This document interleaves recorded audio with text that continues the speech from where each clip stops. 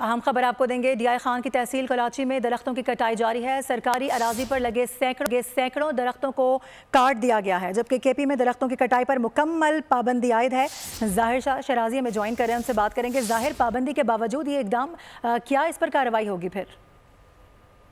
ये डेरा इस्माइल खान का इलाका है, कराची सब डिवीजन में गोमल जाम डैम कमांड एरिया है, जहाँ पर सैकड़ों की तादाद में गैर कानूनी तौर पर ये दरख्त काटे गए हैं। और जब ये, जैसे आप फुटेज भी देख सकते हैं, जब मुतल्लिका लोगों से बात हुई तो बकौल उनके ये दरख्त जो है काट कर बाकायदगी से ले जाए जाते हैं फैसलाबाद, लाहौर और दूसरे इलाकों में, और पेशावर में भी सप्लाई होती है इनकी। लेकिन कुछ दिन कबल जो है खैबर पख्तूनख्वा हुकूमत ने दरख्तों की कटाई, हर किस्म के दरख्तों की कटाई पर पाबंदी लगाई थी।